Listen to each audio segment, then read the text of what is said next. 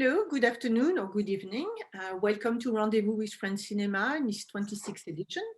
My name is Florence Almusini. I'm the head curator for Rendez-Vous with Friends Cinema, as well as senior programmer for Film at Lincoln Center all year round. I want to thank all our partners at UniFrance for organizing the festival with us, as they do every year, and to bring all the talents, even so this year it's in a virtual way, but it's nevertheless extremely interesting to have this discussion with talent and directors that you can see after the screenings. So today I'm very pleased to have a discussion with the film you just saw, Lifelines, with the director Fabienne Godet. And we also have help from Moulier for translation as needed. And without further ado, I would like to welcome Fabienne on the screen to discuss her film. Hi, Fabienne. Hi. You see, your English is perfect already. I want to start maybe by talking about this film. This is, I believe, your fourth feature film. You also made documentary and short films. So maybe we can start by talking about what attracted you to write that story and then to direct it, the starting point of the film. En fait, j'ai combiné différents moments de ma vie, passé, présent, que j'ai fait dialoguer en fait ensemble. Et dans tous les films en fait que j'ai réalisés jusqu'à maintenant, je suis toujours sur des problématiques de libération, de reconstruction de personnages. Et là, en fait, je me suis servie de ces moments, mais comme je fais souvent quand j'écris, où je m'inspire soit d'émotions, de rencontres, de moments que j'ai vécus.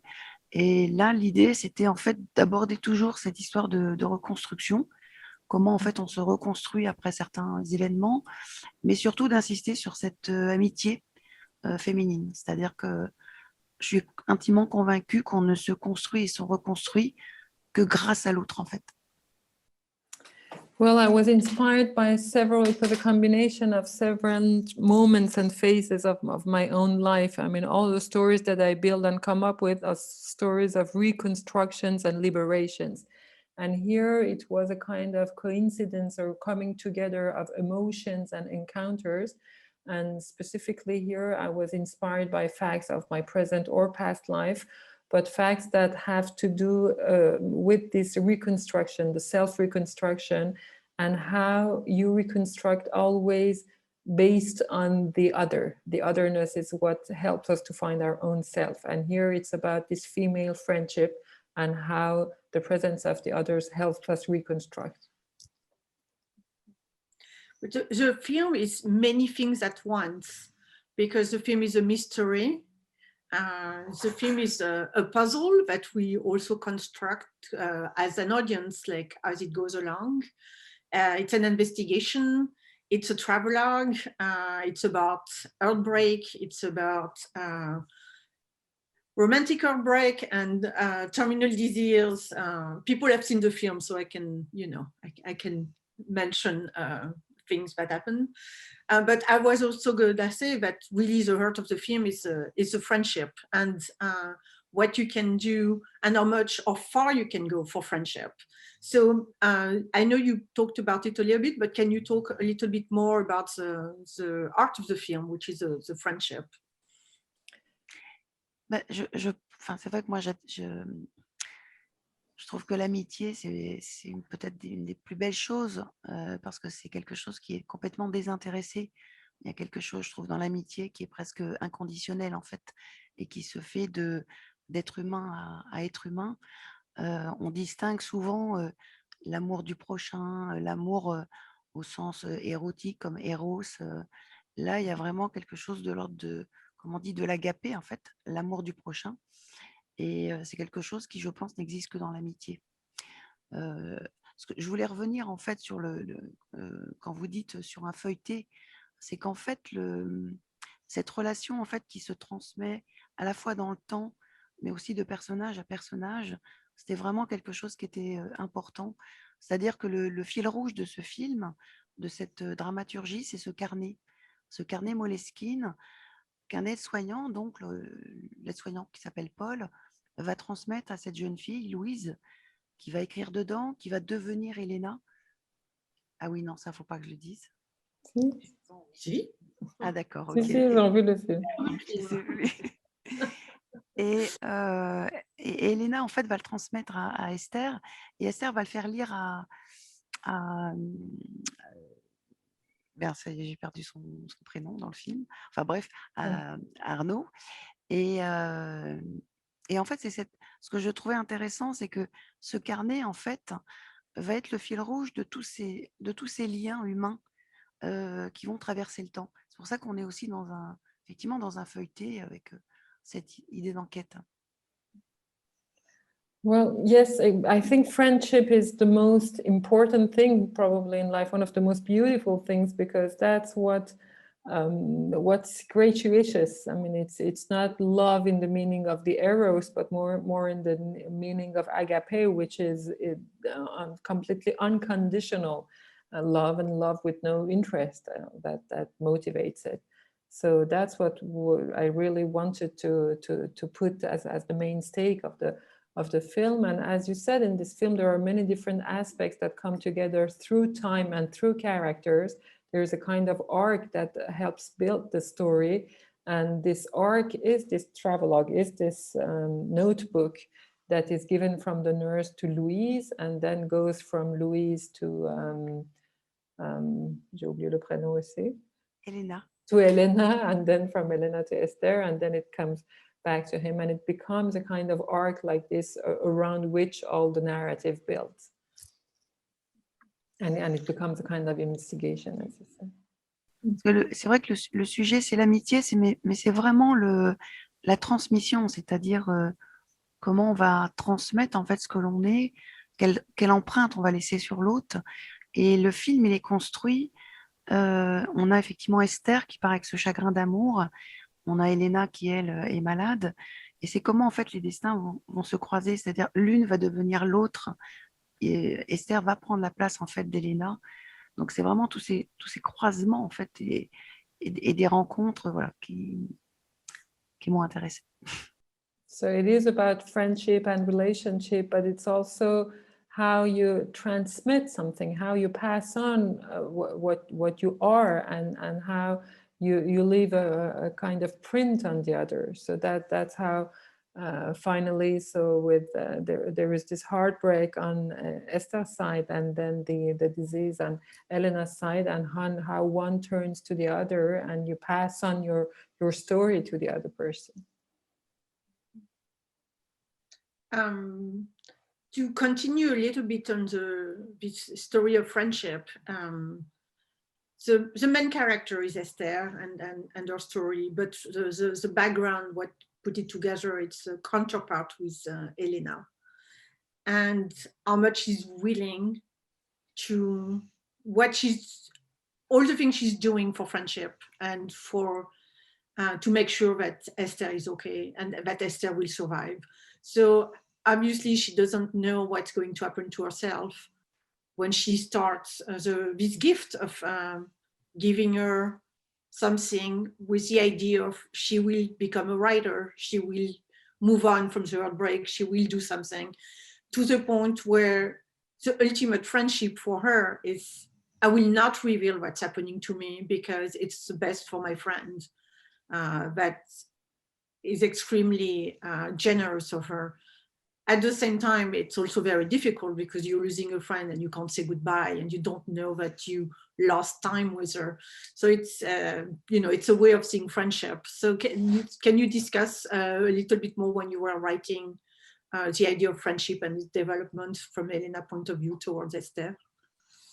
C'est vrai qu'elle le fait, Elena, elle le fait à la fois pour Esther, c'est-à-dire qu'elle voit qu'elle est complètement engluée dans son chagrin et que la meilleure manière, en fait, d'aider quelqu'un, c'est pas forcément de lui dire d'aller mieux, mais c'est de lui donner un os à ronger. Donc, elle va lui donner cet os à ronger.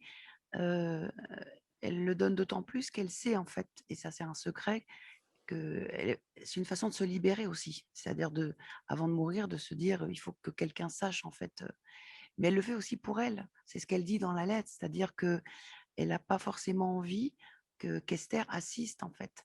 Donc, c'est à la fois très généreux, en même temps, alors je dirais pas que c'est égoïste, mais c'est un vrai choix qu'elle fait. Elle confisque de fait à Esther la possibilité de l'accompagner. Donc c'est pas que complètement généreux. Ça l'est dans la démarche elle a envie qu'Esther en fait s'en sorte, c'est-à-dire qu'elle aille vers le film. Il est construit où on entre dans un appartement et où Esther, en fait, le film aurait pu s'appeler Le voyage d'Esther, c'est-à-dire qu'elle va effectivement de, de, de, de, de la ville, d'un petit appartement au désert, et le monde s'ouvre pour elle. Mais c'est pour Elena, en tout cas, pas seulement un geste pour moi qui est généreux. Elle le dit, je l'ai aussi fait pour moi, en fait. D'où la douleur d'Esther. Parce qu'effectivement, elle lui a confisqué cette possibilité d'être près d'elle. Yes, exactly. It's a double-sided gesture from Elena's part. From one side, she does it really for Esther when she sees that she's completely stuck in her pain and in her heartbreak. She knows that the best way to help someone is not just to tell them that they should feel better, but to keep them busy, to give them something to do. So that's how she does. That's how she focuses her on an aim, on something to do. But at the same time, as she says it in the letter, it's also not necessarily a selfish, but it's also something that she does for herself. It's because she doesn't want her to accompany her towards death, and she, in a way, she deprives Esther from this possibility of accompanying her, and she assumes it. She says, I don't want you to. So it's double-sided. It's an act of generosity because she deeply wants to help Esther and to help her out of this pain, because as we see, the film starts in a very closed apartment, and then the worlds open up for Esther, and the film could have been called Esther's Travel or Esther's Voyage, because she really goes out to the world thanks to what Elena gives her. But it's not just about Esther, it's also about Elena making a choice, a very conscious choice for herself. Et pour moi, Esther, en tout cas, elle n'est pas du tout dans le sacrifice. Et j'ai longtemps travaillé, en fait, avant d'être réalisatrice, je travaillais en tant que psychologue dans les hôpitaux, et je formais le personnel médical et paramédical à l'accompagnement des personnes qui vont mourir. Et c'est très compliqué d'expliquer aux gens que parfois, la personne qui va mourir va faire le choix de mourir seule. Et on s'étonne parfois les familles disent « je suis sortie juste 5 minutes ». Et c'est dans ces 5 minutes, voire même parfois ces quelques secondes où la personne a choisi de mourir. Et c'est quelque chose qu'il faut respecter. Voilà, il y a différentes façons en fait de gérer la maladie. Pour Elena, pour moi, c'est un acte généreux, forcément. C'est aussi un acte de dire, voilà, je n'ai pas envie de partir avec mon secret, donc je te livre mon histoire et continue cette histoire. C'est-à-dire que je te transmets cette histoire pour que tu sois plus forte par la suite, mais respecte aussi ce souhait à un moment donné pour moi, de partir, entre guillemets, seule, puisqu'elle part seule, Elena. Donc, je pense que j'ai été nourrie de ces 10 années où j'ai pu travailler à l'hôpital et où, confrontée à la maladie, en fait, on a tous des réactions qui sont très surprenantes. Before becoming a director, I worked for 10 years as a psychologist in a hospital in which I would train the caring staff, the doctors and the nurses on how to accompany people who are in terminal phase of disease and who are about to die. And part of my process was to make them understand that people must be able to choose the way they want to live, and some of them choose solitude. It's not something that they undergo, but this is a choice that has to be respected. And then the relatives would say, but I left just for 5 minutes. For 5 minutes I was away and the person died at that moment. And this might be a choice that again has to be respected. Some people choose to be on their own, choose to not to have somebody taking their hand when they leave. And this is a choice you have to admit and respect. So here for the character, I was probably nurtured by my experience in hospitals and by observing the behavior and the choices of people who are about to leave.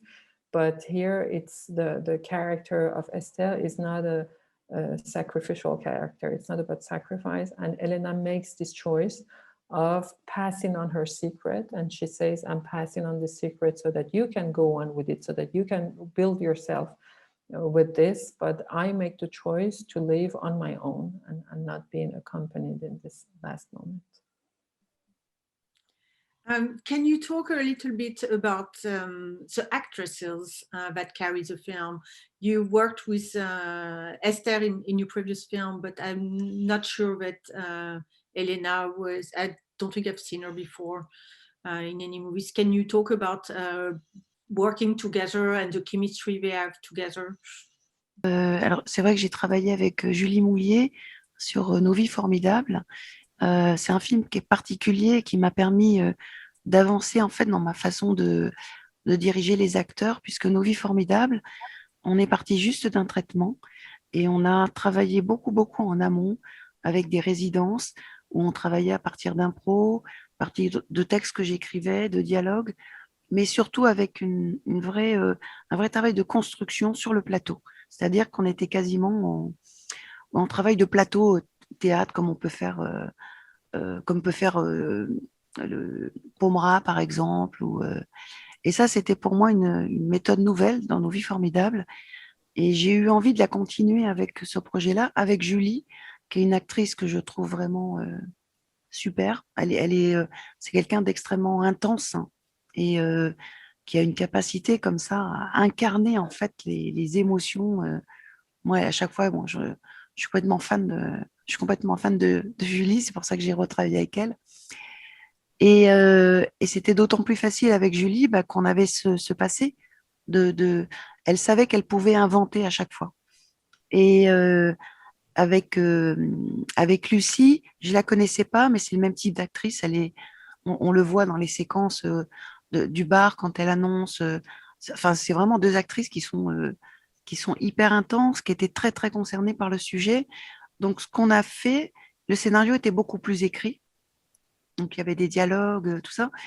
Mais elle savait qu'à tout moment, en fait, elle pouvait faire des propositions, qu'on pouvait faire un pas de côté et qu'elles étaient tout le temps en proposition permanente. Et comme ce sont deux actrices qui viennent du théâtre, c'était quelque chose qui était pour elles facile. Et puis surtout, je pense que c'est comme, enfin, beaucoup de comédiens, moi, de plus en plus me demandent ça, c'est-à-dire d'être vraiment partenaire, en fait, au moment où on tourne la scène.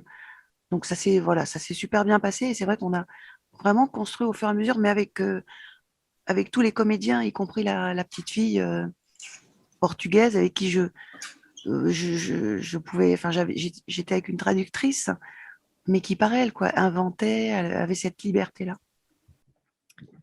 Yes, it's true that I had already worked with Julie, and the experience of the last film, which was Nos vies formidables, was a very specific experience for all of us because we started just with a treatment and we went working, improvising, rehearsing the way you do on a theater project like Pomradas or many other. We would just go on the set and try and build up the story together and build up the characters. So she was extremely active in the building of the narrative and of the story. And this experience helped us really develop it here on this film. I really love Julie. I'm a great fan of the work, the way she works, because she has this intensity in herself and being able to embody the instant, the moment, the emotion on the very moment on the scene, and so to propose and create on the spot. And so that's why here, and Lucie, I didn't know her before, but she's exactly the same quality as an actress. So they were able between the two of them to have this energy and this ability to create on the spot. So for this film, the script was much more written. We did have a complete script, but we took a lot of liberty with it. So each of them really could propose and create, and they knew that they had this ability between the two of them, and also the other characters. And Lucie, for instance, the scene in the bar, there are some scenes, some sequences like this in which she was extremely intense and powerful, and that's really what I appreciated. And even with the Portuguese little girl, although I was with an interpreter, and she was a child, but still we had the same kind of quality and this ability to create moments together, and that was very interesting. And I have more and more actors who ask me to work in this way of really taking part in the creative process on the spot, on the set, and this is something I appreciated a lot. Il y a il y a une séquence en fait qui est particulière, qui est la séquence des pompiers quand elle est dans la rue et qu'elle est complètement down. Et en fait, j'avais sollicité des vrais pompiers. Et les vrais pompiers avaient demandé, donc le commandant avait demandé, s'était servi en fait de la séquence, donc du cinéma, pour former les deux jeunes en fait qui interviennent. Et donc, le commandant, lui, dirigeait les jeunes en leur disant, quand tu as quelqu'un que tu trouves comme ça dans la rue, il faut faire ci, il faut faire ça. Et moi, je dirigeais Julie. Et ce qui était très impressionnant, c'est que les jeunes, et y compris le commandant, n'en revenaient pas, quoi. Disaient, mais on a vraiment l'impression qu'elle est complètement saoule. Et du coup, elle se laissait complètement aller, en fait, dans cette scène. Et moi, au début, j'ai pas vu que le commandant donnait des directives à ces jeunes en disant, là, il faut que tu mettes une couverture de survie. Là, demande-lui son prénom, demande. Donc, et à chaque fois, en fait, lui faisait évoluer la scène avec les jeunes qui formaient pour être pompiers.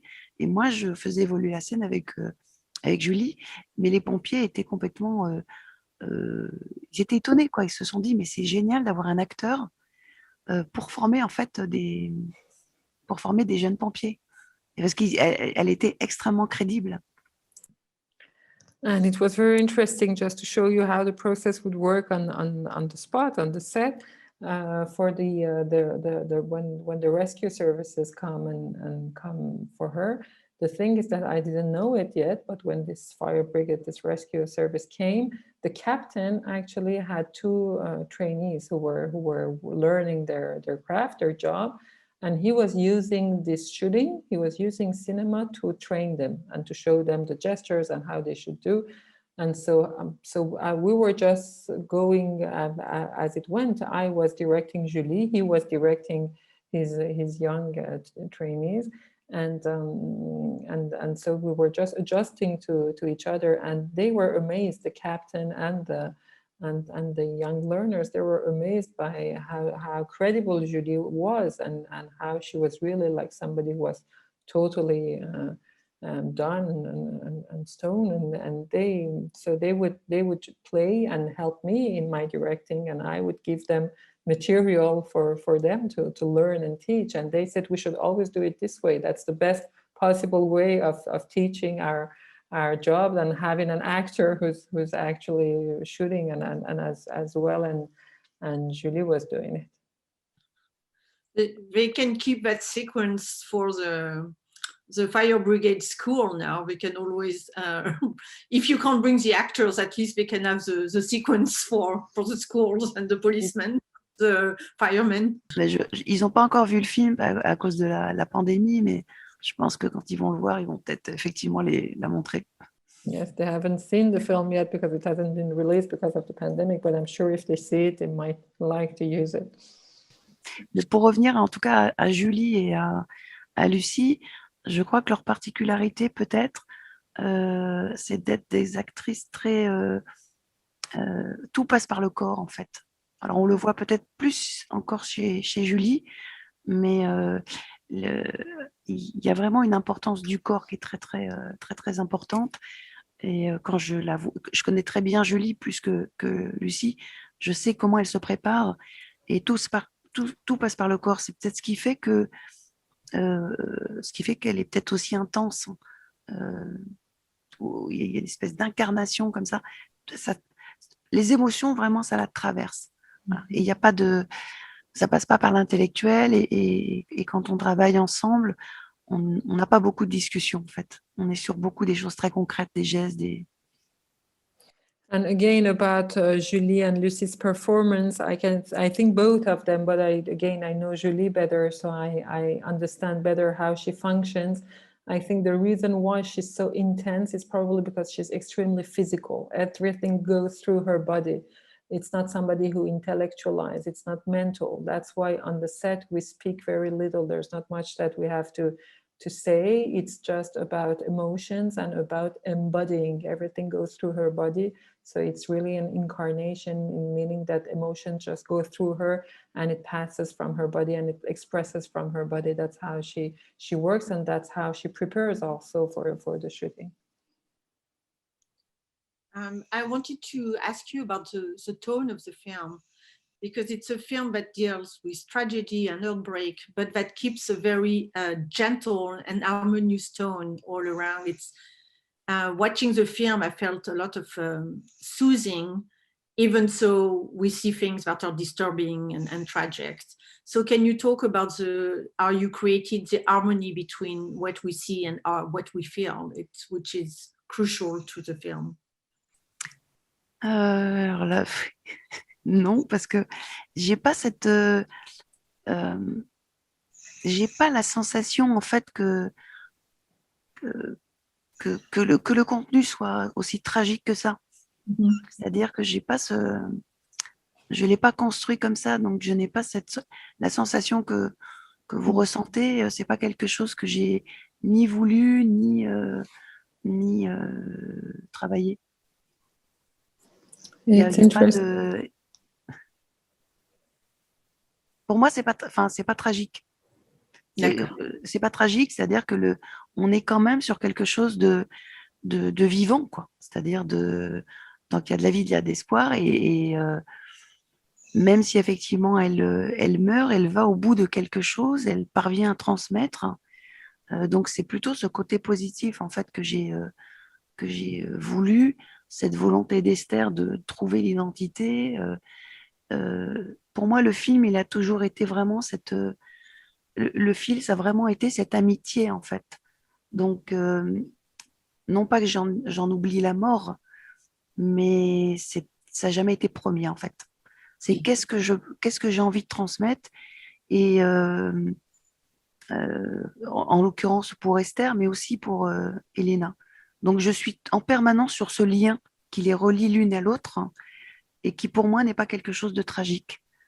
Donc je me retrouve pas dans la question en fait, au sens où il y a quelque chose de doux effectivement, mais parce que c'est pas tragique. Well, de mon point de vue. The way I saw the film and the story, the stake of the story, it wasn't tragic. I didn't see it as something tragic because it was not about death. It was about life. What's in the foreground is life, and it's the link between these two women, between Esther, who is really so eager to search for her identity, and even for Teresa, he's going through what she wants, which is this transmission. She's going through what she is building, the choice that she's making. So it's positive for me. It's about life, and as long as there's life, there's hope. So it is something positive and something lively, and this link that is built between these two characters, these two women. Not that I deny death, but death is there in the background. It's part of the story, but it's not what's at stake in the relationship that's built between the two of them. Après, pour revenir à la première question que vous m'avez posée, le film, en fait, il est tiré de plusieurs moments de ma vie qui ont eu lieu dans le passé, et que je revisite, en fait, et que je fais effectivement dialoguer ensemble. Il y a à la fois le fait que j'ai été témoin d'un accident de moto, que j'ai perdu un ami qui a été porté disparu, et quand ma grand-mère est morte, on a retrouvé en fait des lettres, et j'ai découvert une grand-mère que je ne connaissais pas. Ce qui fait que c'est grâce à ces lettres qui dataient de la guerre en fait de 1947, où je me suis replongée en fait dans la vie de cette femme. Jusqu'à l'âge d'à peu près 20 ans, j'avais vécu avec une femme, et grâce à ces lettres, je découvrais en fait une autre femme. Et tous ces événements-là sont des événements que j'ai vécus donc, quand j'avais 20 ans, 25 ans, et que j'ai revisité, et je crée à partir de là une histoire qui est fictive. Donc peut-être que cette mise à distance si j'avais vécu ces événements-là plus proches, peut-être que je serais sur quelque chose de plus tragique. Là, je sais que ce sont des événements qui ont fait de moi la personne que je suis aujourd'hui, dans le rapport que j'ai aujourd'hui à la vie, dans l'attention que j'ai envie de porter aux gens.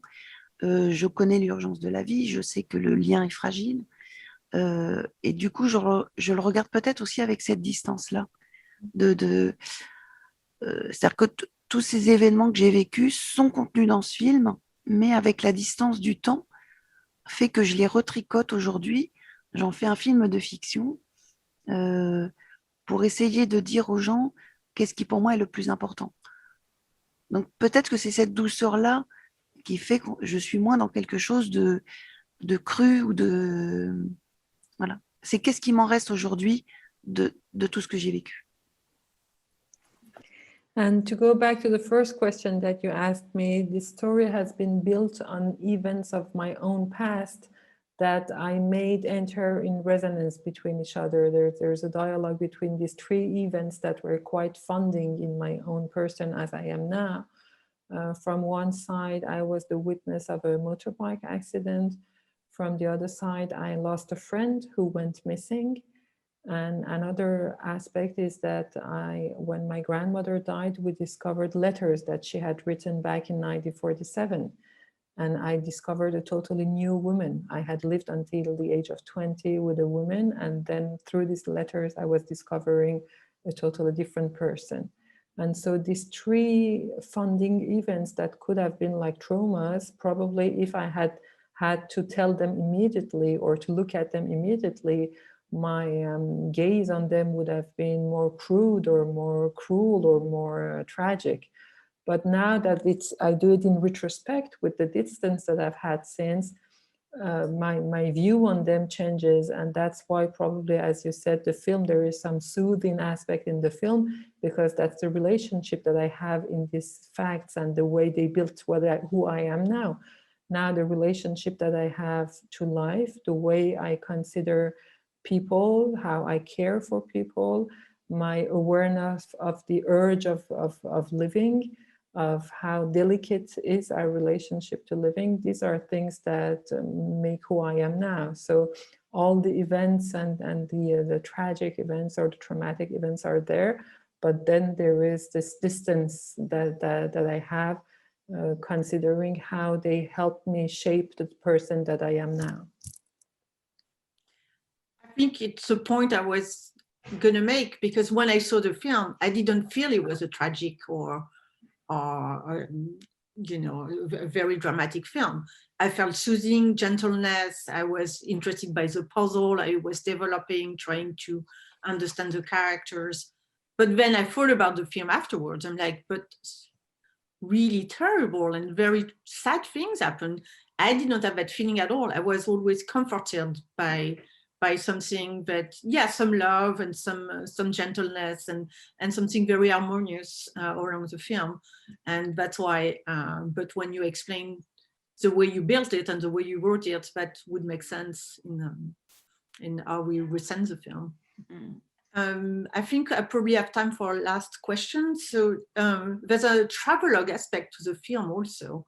They move from the city, she goes to Toulouse, she goes to Spain, and then she goes to Lisbon. Can you talk a little bit about the construction, like geographically? Did you shoot chronologically in sequence, or did you travel? I don't know what budget you had, and maybe it was more complicated than than what it looks like, but it's for a film about like so few characters and to put all this traveling and distance and discovery, it was also something I was very touched by. On n'avait pas beaucoup d'argent parce que ni Julie ni Lucie sont connues, donc le casting étant ce qu'il était, c'est vrai que les financements sont à la mesure de, hélas, souvent de cette absence de stars. J'ai eu la chance d'avoir une équipe aussi qui me suivait vraiment sur le projet, c'est-à-dire qui acceptait de tourner, mais un peu comme Nos Vies Formidables, de se dire on part pour cette aventure vraiment, l'idée d'aller d'un point A à un point B plaisait à tout le monde. Et je dis ça parce que si j'avais pas eu cette équipe-là qui acceptait des conditions particulières, jamais le film aurait pu voir le jour. Après, on a commencé en fait par tourner, non pas dans la chronologie, mais quand même par lieu géographique. Donc Angers au départ, qui est une petite ville près de Nantes, où je suis née, je suis originaire d'Angers. Après, on a été à Toulouse, c'est-à-dire qu'on a quand même fait le même chemin qu'Esther. Toulouse, ensuite, on a fait les Bardenas, qui est le désert, en fait, et ensuite le Portugal. Donc, on a gardé globalement, sans être dans une totale chronologie, ce cheminement, en fait, qui était un cheminement, là, pour le coup, en termes de scénario, c'était vraiment une volonté qu'on avait avec mes scénaristes de partir de ce petit appartement, de cette chambre, pour aller vers quelque chose qui s'agrandit et qui va permettre à Esther, en fait, de reprendre pied et surtout de se remettre en mouvement, puisque à Angers, quand elle est dans cette ville où elle habite, elle est complètement à l'arrêt. Donc l'idée du mouvement, l'idée de la marche, l'idée même du désert symboliquement, de passer cette zone et après ça va s'éclairer, d'aller vers la lumière, ça c'était un vrai choix. Mais on l'a construit, je dirais, de manière involontairement, on a respecté ce mouvement-là, tout en voilà, on a tricoté comme on a pu. Well, no, we didn't have much money because as my two main actresses, lead actresses, were not famous, unfortunately, the budget of films go with the fame of your actors. So we didn't have much money, and the financing was according to the project as it was to begin with. But I was very privileged to have an extremely committed crew who really embarked on me, as I said, for Nos Vies Formidables. It was just the fact of embarking on an adventure and not knowing exactly where it will take us, but to stick together and to do it to the end, to go through it together.